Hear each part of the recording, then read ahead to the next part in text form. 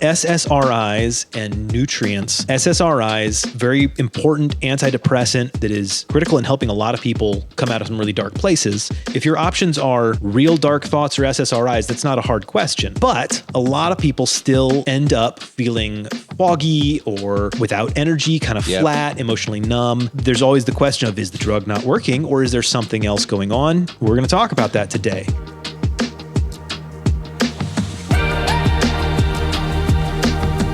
This is Generation Health. We bring you the latest news, cutting-edge research, and time-tested best practices helping you live a longer, healthier life. Dante DiMatteo, PharmD, board-certified clinical nutritionist. How are you? Doing great today. How are you? I'm good. I've got energy. How about you? That's great. Feeling a little better. I was dragging a little bit earlier. I'm feeling better now. Good. Excellent. Ready to go. Josiah Schweinberg, microphone number 3. Here I am. Engineer extraordinaire. Thank you. Welcome to the party. Thank you. How's your energy level? Fine. Oh. Good. Okay. All right. You know what? Sorry to hear that. We'll expect less from you. I'm not. Which isn't a whole lot to begin with, but all right. I appreciate it. My name is Tyler Andrews. I'm the host. We are going to talk about SSRIs and nutrients specifically, and this is a big topic. A lot of people don't realize this. SSRIs, very important antidepressant that is critical in helping a lot of people come out of some really dark places. If your options are real dark thoughts or SSRIs, that's not a hard question.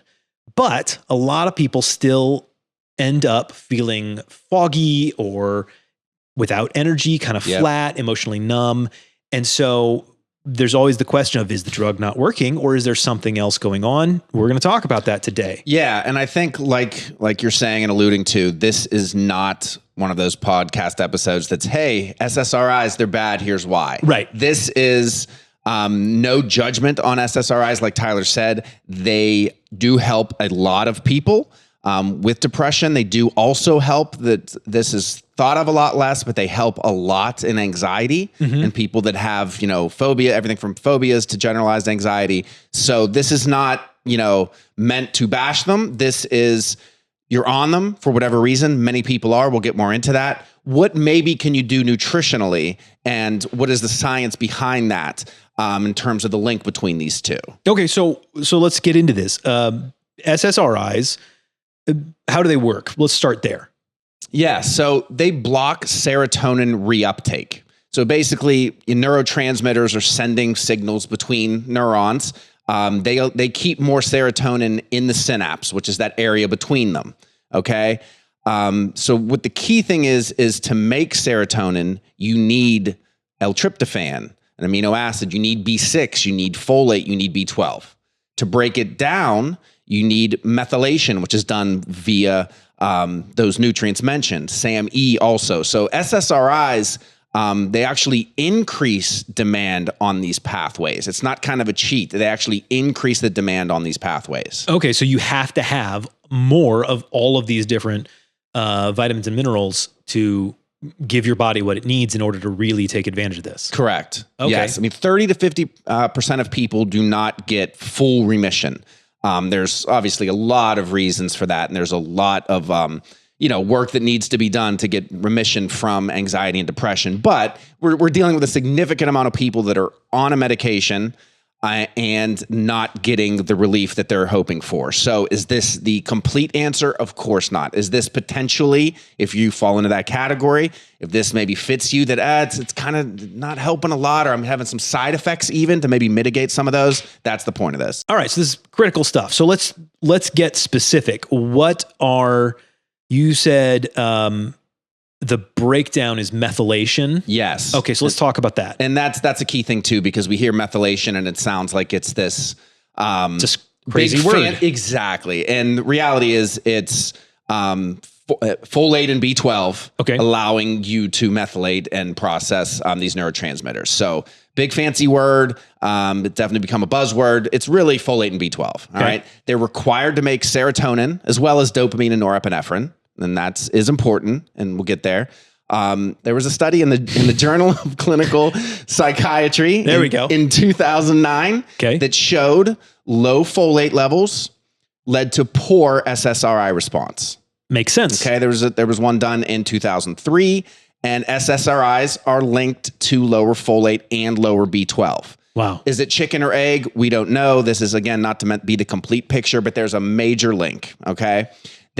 In 2012, the same journal found that adding methylated folate, so again, this is not just folic acid, L-methylfolate, 15 milligrams, doubled response rates in patients on SSRIs who were not SSRI-resistant depression. So people who were not getting the relief they were looking for. Correct. That 30 or 50% group that you were talking about. Yes. And another key thing, and that's why I mentioned that folate and B12 are also needed to make dopamine and norepinephrine, because those are responsible potentially, if there is a depletion of these nutrients, the folate and B12, for some of the flat mood, fatigue, and that emotional numbness. Got it. Okay.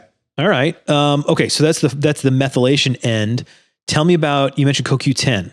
Yes. CoQ10 as well. And that's really involved with the mitochondria. Yep. Okay. So SSRIs have been shown in the Journal of Neurotoxicology in 2012 to inhibit, basically to inhibit the mitochondrial complex, make it function not as efficiently. Okay. So CoQ10 fills a role there.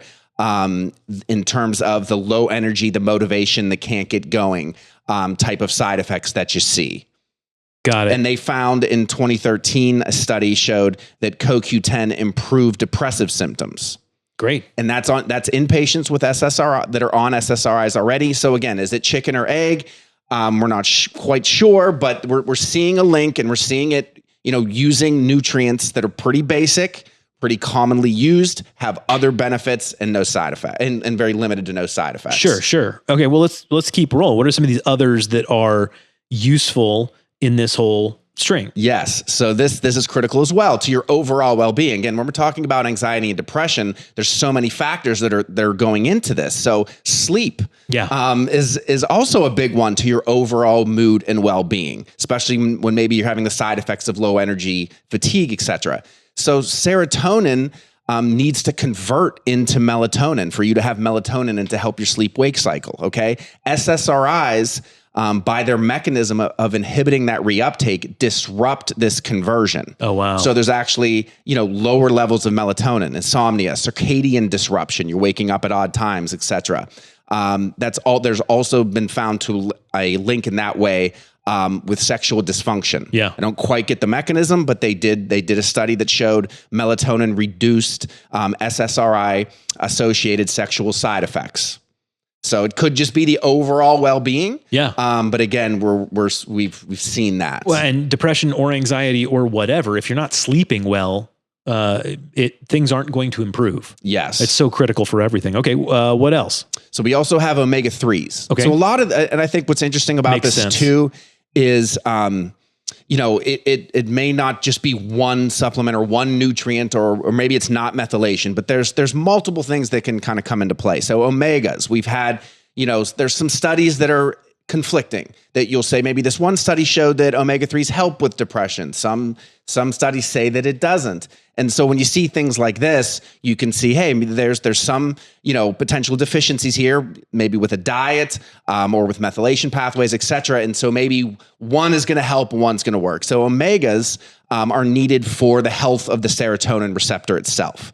Low omega-3s, this has been documented in many studies, have a higher depression risk. What's controversial is how much adding in omega-3s can move the needle on that, but there's definitely an association. Well, it seems like one of those things that we know that most people aren't getting enough omegas anyway, just because we don't eat a lot of fish. Correct. So everything I've seen has said you need more omegas just across the board. Yes. If you're having neurological issues like this, it makes sense to just do this. This is one I take omegas every day. Yeah. And same. It's ADHD is my issue. Yeah. Okay. And in 2010, and I think this is important too, because in 2010, they did a study, again, the Journal of Clinical Psychiatry, studied SSRIs and their outcomes alone, and SSRIs with EPA. One of the key components, it's always EPA and DHA would tell you about your omegas. Yep. They reduced relapse rates. Wow. So that patients stayed with a better feeling of well-being. That's fantastic. Relapse rates meaning what? What does that look like? Break that down for me. Yeah, so the relapse rates, I don't have the full study here. Yeah, but just what does it look like? But basically that the depression is manifesting again and that they're not getting the results while that they're wanted. on the medication. Correct. Understood. Yes. So it's you've been on an SSRI. How are people doing? Is it working for them? And then comparing it to another group that's on the SSRI and the EPA and seeing where the rates were of effectiveness or relapse back into what you would say clinical depression. Mm-hmm. Okay. Any other vitamins, minerals, anything else we want to talk about?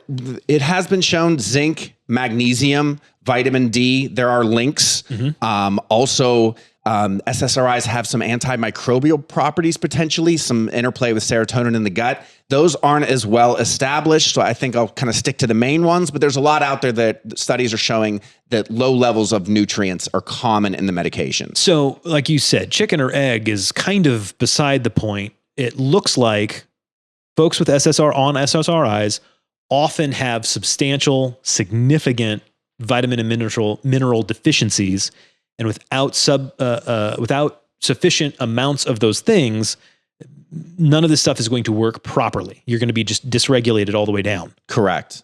Makes sense. And I think, again, it's back to the key thing. We went over multiple things. To me, the key point here is still methylation. Okay. And that comes back to methylated folate in significant doses. Again, the one study was 15 milligrams. That's kind of the max that we see. As well as, you'll see supplements, whether it's like a daily essentials like ours that has a focus on Bs, or just a general B vitamin, a coenzyme B. You'll see the a good one. You'll see a methylated folate. You'll see the methylated B12 to really help get the effect. Because with a lot of people, not everybody has the inability to methylate folic acid. Sure. So again, you could look at a study and there are people that makes no difference because they methylate basic folic acid just fine. But for that subset of people who do not, that's where the methylated form is key. And it's hard to know whether you're one of those folks until you start trying. And without, getting a genetic test. And it is doable and not all that expensive, but there's just get the better supplement. Just get the better supplement. Don't waste your time. All right. So let's talk about that. So let's say I'm on an SSRI. Let's say I'm concerned that I want to get the most out of it, try and get back on my feet and feel like I should. Sum this up. What are the supplements I need to be looking at and considering and taking during this period? So number one is methylated folate. Okay. And typically, you can do that alone. Especially if you're going for the 15 milligram that's been well studied, but a good coenzyme type B product with those active methylated forms, I think is best even from a standpoint of not having to take multiple supplements. So for our listeners, folks using our products, that's the coenzyme B complete or the daily essentials? Correct. Okay. Exactly. Right. What else? And then I'd say second to me is the omegas. Yep. There's just so many studies, and again, not all of them positive, but we know of so many benefits with omegas. Depression, ADHD, anxiety, and a lot of people have kind of that, it's mainly depression is why I'm on this, but I do have anxiety. I do have some focus issues. Yeah. There's when you're dealing with kind of those kind of conditions of the brain, so to say, especially the way today's life is, you see a lot of overlap. So that's why kind of in the hierarchy of how I'd rank them, omegas goes second. Third would be CoQ10. Okay. And CoQ10 is going to have, again, a lot of other benefits as well, but it directly links, again, to that mitochondrial dysfunction that we see with SSRIs. Very good. Very good. And then anything bonus that if you're just really wanting to make sure your bases are covered, what else? I think this is from a lab standpoint, is check your homocysteine. If your homocysteine is elevated, you're at increased risk for cardiovascular events, but it's also a sign of poor methylation. So that would be one way that, again, along with your other blood work, you could see what your homocysteine is. If it's elevated, there's a good chance that you're not methylating well. And if you're also on the SSRIs, et cetera, that could be that could be a little proof in the pudding, so to say, of should I really start this, supplement regimen? But those would be the big three to me. Okay. Anything that people need to look out about? We're talking about SSRIs are not lightweight medications. Those have serious implications. Are there any concerns as far as supplementing along with all that stuff? The concern that we would have is nothing mentioned. Okay. There are other ingredients or other supplements, herbs in particular, like St. John's wort, that has some reuptake inhibition ability. Okay. Okay. So, because people will say, well, I've heard I'm not supposed to take 5-HTP. Well, 5-HTP is a precursor to serotonin. You're just giving your body the raw ingredients. That's not going to, really cause an issue in any way practically. Okay. Something like St. John's wort, though, is different again in that it has a similar mechanism. So you don't want to double up in that case. So everything I've mentioned, very, very comfortable with. St. John's wort, I will mention in order to say that, if you want to use it as an alternative, that's one thing. That's fine, but that would not stack. But don't double them up. Yes. Okay. Yes. Any others? No. That jump to mind? Okay, cool. No. Very cool. So for the simple protocol, you said, number one, you're looking at the B12s, the folated, methylated folate. So you're talking about the daily essentials or the B complete? Yes. So you get B6, methylated B12, and methylated folate. Okay. And then omegas? Yes. And then, oh crud, what was the third one? CoQ10. CoQ10. Yep, CoQ10. got it. Makes sense. All right. And sleep. Yes, always. Well, Yes. if you're not sleeping, That could be the first check mark. For Yes. most. And I think too, that's a great point, is that could be kind of, an ancillary add-on is, hey, again, not everybody's going to have all of these symptoms. So if sleep is an issue while you're on the SSRI, then yes, I think a critical one would be something like essential sleep, or at least a melatonin, because we know it's directly affecting melatonin to add on. That's a great call. And things that affect sleep, like we were talking about earlier. Yes. Caffeine later in the Yes, evening. when I go to my son's football practice, I'm coaching, so I have some caffeine later than I should. What's the threshold? Just discussing that. Tyler, listen, what's the threshold? I stop at 4, but I know most people stop. A lot of people stop around like 1 or 2. But for me, it's 4 o'clock. Noticing. I'm good at 4. But I think, overall, what I like about this is so many podcasts like this and episodes, it's like the medication's bad or the supplement is going to save you. And this is how they can work together. This is not, well, I'm on an SSRI, so like I can't, I'm not doing the supplement route. It's no, these work together. Again, this is not a judgment on SSRIs. This is what else can you do to augment it, whether it's from an effectiveness standpoint, how to make the medication work better for you, or it's to mitigate side effects that are common with these drugs. Yeah. Is there a way to tell, again, kind of like back to the relapse question I asked earlier. Yeah. But is there a way to tell when you've built up a tolerance to a SSRI versus it's not really working, and so now I need to look at methylforms of B or stuff? That's a great question. I just think it's pretty nuanced. Yeah, with the doctor, it's like a lot of check with your doctor. I think anytime you're dealing with something, this is not like, hey, my cholesterol's at this level. And diet, of course, is important, but it's a little more black and white. The drug's going to do X at X milligram and it's working for me. When you're dealing with something like a, psychiatric, not to use such a heavy word, but, an ADHD, depression and anxiety, there's so many other factors. You could be having issues at work, and yes, now you're more depressed. You could have an issue in your relationship and you're more depressed. Nothing to do with the med or without the med. So I know that's a long-winded answer. I just think there's so many things at play in terms of really answering that about when to go up. I would say, though, the higher dose is going to deplete more and put more demand on methylation. Mm-hmm. It's going to deplete more energy via CoQ10. It's going to inhibit more melatonin production for your sleep. So do that with caution. And as much as you can, figure out, hey, yes, things are worse now than they were 6 months ago. It's not because I need more drug. It's because I'm having an issue in a relationship, my kid, my work, etc. And I again, this is probably a question that is more nuanced but do doctors even really talk about this? In my limited knowledge and experience, it's, hey, we'll start you on this and you may need to go up. You take 1 at night, 1 in the morning. And so they're already scaling you.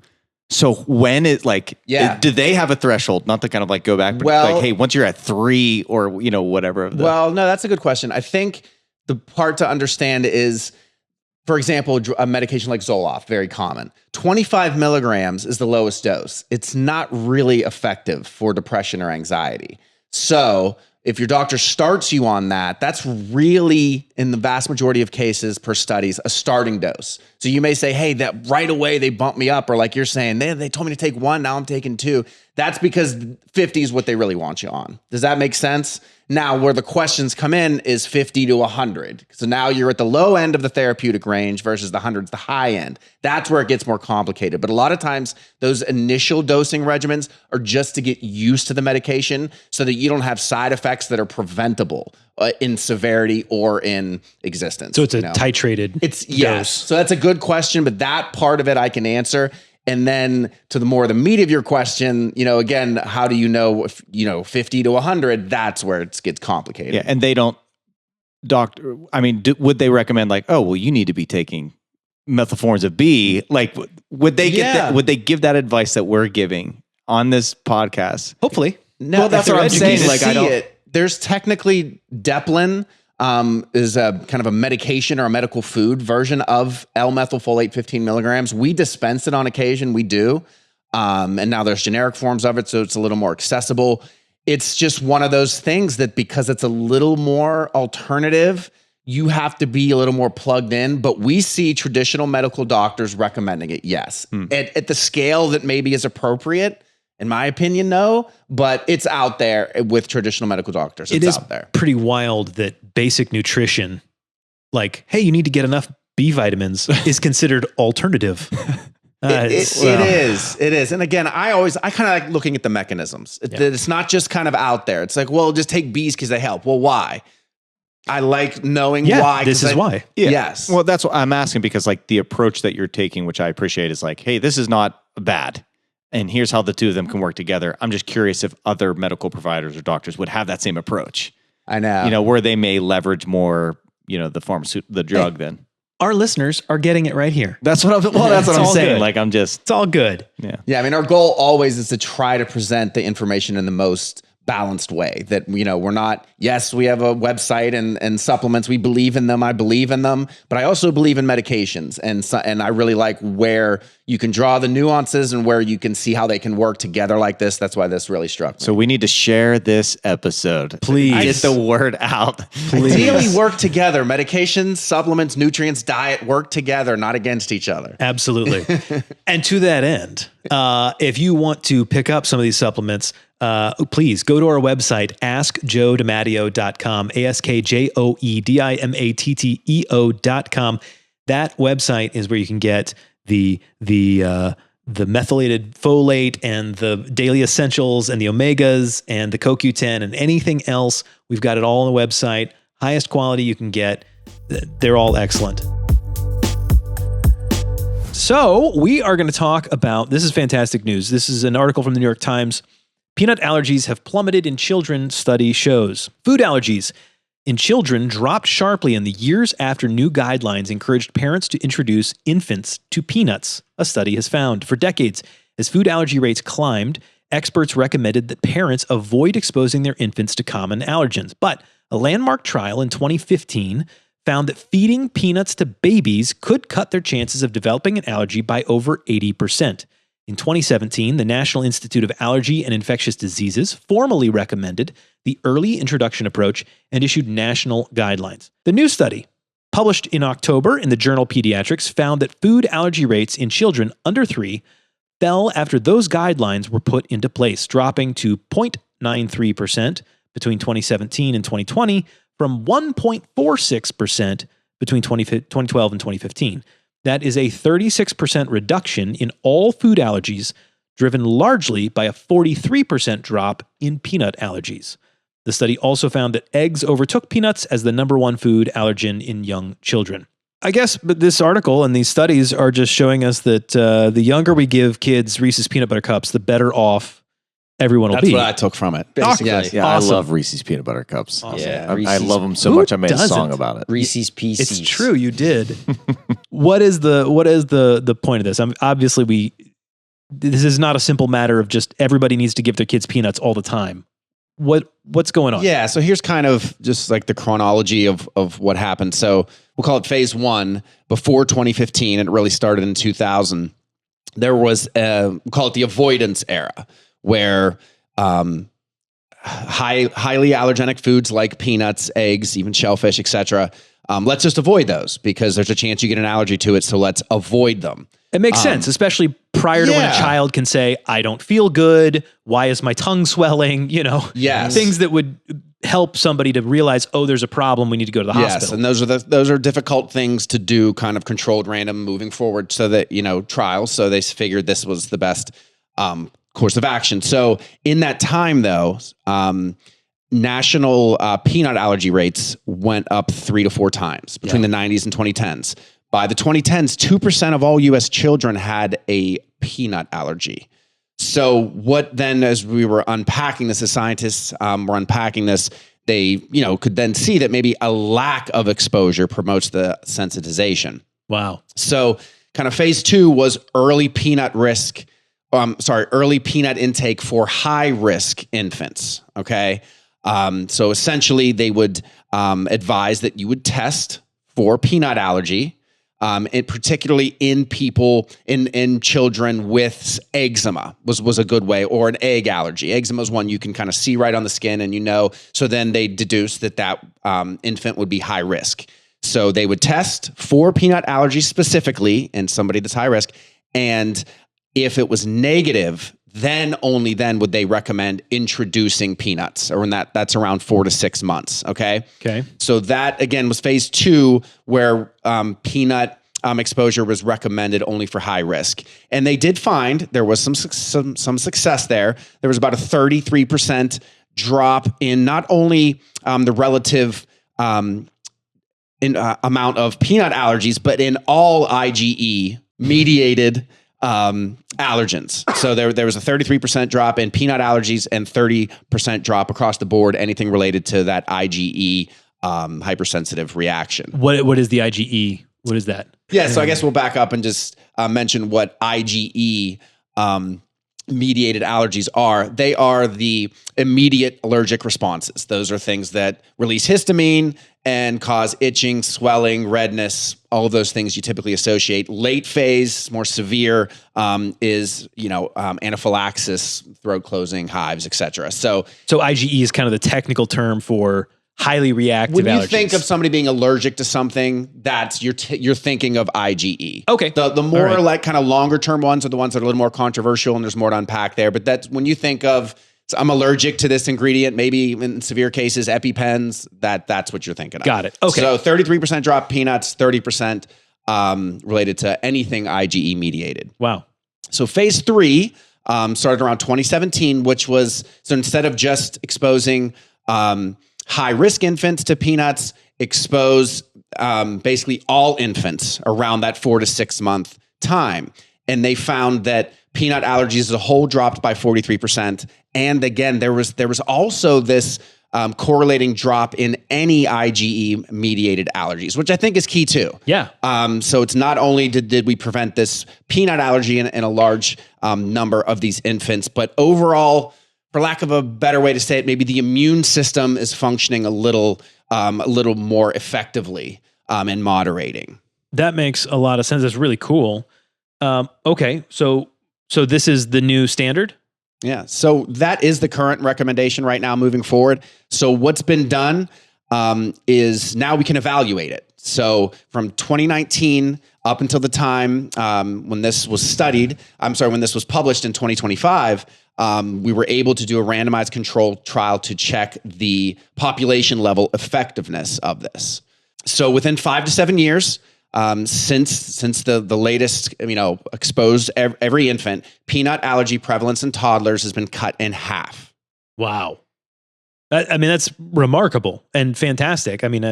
Every parent who has had to send their child to school has experienced the peanut allergy thing if you've had kids in the last 10 to 15 years. Yeah. Peanut butter tables in elementary schools. Yeah. And there was one thing that I did find interesting was, why would that happen? Why, and what it really is postulated that it comes down to is the infants are getting exposed to peanuts through skin. It sounds a little odd, but basically that's why the immune system takes it wrong, because it takes it as some type of pathogen because it's been exposed to on the skin, and certain immune response has been formed that then when it's ingested in the gut, that immune response is similar to when it was on the skin, versus the opposite of what should occur, that it's ingested, there's no immune response. And then if there is some skin exposure, it doesn't end up meaning anything. So I just thought kind of the reasoning of how that can happen. So that's why delaying, and yes, it sounds odd that you touching peanut butter, but when you think about it, it's not, not crazy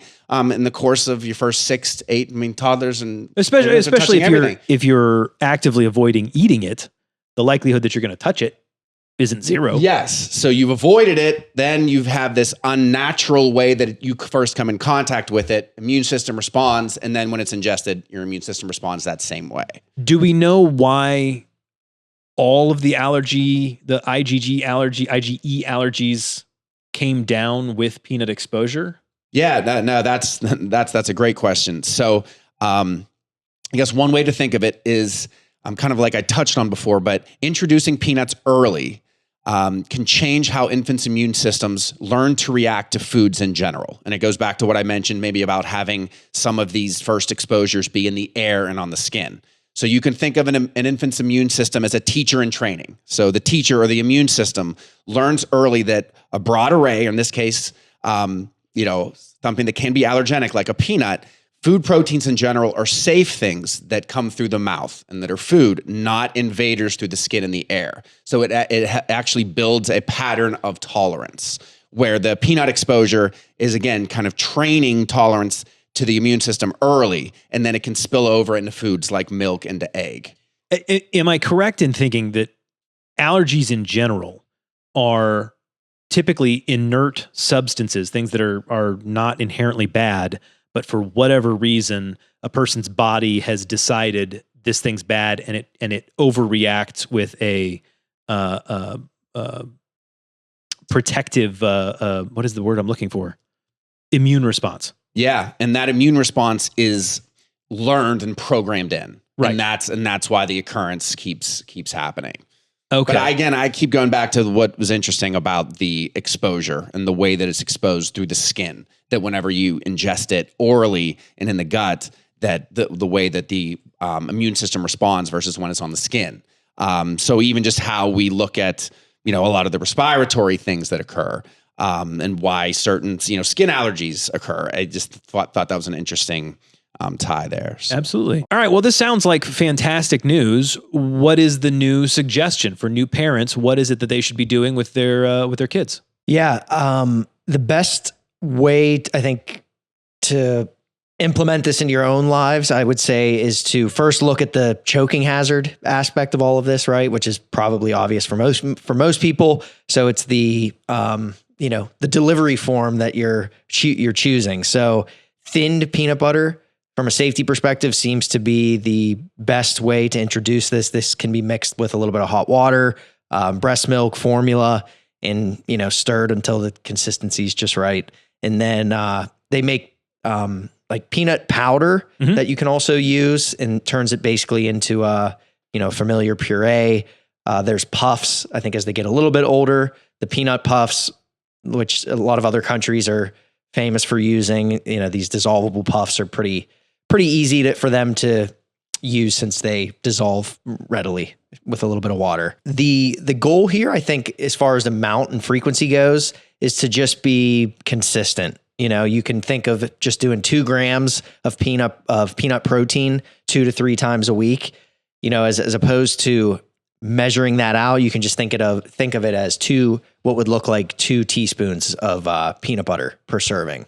And so just these small little doses. I don't think you need to be real precise, but super interesting to have to kind of put this in your general rapport of a developing child. Yeah, it's really fun to see this kind of come full circle. That once upon a time we didn't think anything about it, and then we realized, this could be a problem, and then we kind of freaked out a little bit, and now we're coming back around to go, maybe the freaking out was the problem. Right. Yeah, and I think the key is, again, to look at the major drivers: eggs, milk, wheat, in addition to protein. Those are common allergies. So when we kind of talk about that immune system tolerance training or cross-regulation, where, whenever you've exposed the body to these food antigens that can have antigen properties, that then you almost train the body to respond to these things, to these foods. in a much more healthy way overall. So when you look at it, a child, exposing them to those big four: eggs, milk, wheat, and peanuts. Because again, we look at the skin exposure. They actually, what I pulled up here brought up beating the skin exposure. When you look at something even like wheat or eggs, even in a very young child, if you've not exposed them to those foods for a year, but you're cooking and they're around you making food, there's wheat flour and dust around, and eggs and things that they can come in contact with, and then their body believes that these are kind of unnatural antigens because they're exposed via the skin versus internally. So I think the key takeaway is, to those big four anyway, expose your child to them at an early age, taking kind of the overall safety concerns in that Dante mentioned. But I think that's the key takeaway, is to expose to all four. That's amazing. That's fantastic. And, I've said it before. I love that we think we are so advanced. We know so much. And yet there's still so many things that we go, that's how that works. We keep discovering new things about how the body works. Very, very cool. Very helpful. I hope this has helped someone out there. If you've got new kids, or somebody who has new kids, maybe share this with them. They could find it helpful. Give us a thumbs up or a 5-star rating. Drop a comment down below if you've got a question, or you can email us questions@askjoedimatteo.com. That's questions@askjoedimatteo.com. That's also where you can find past episodes of this show. You can find the show that started all this, the Ask the Pharmacist show. You can find all the products that we sell, all there on our website. Go check it out. Thank you, Joey, Dante, Messiah. I'm Tyler Andrews. That's it from us. Thanks, guys.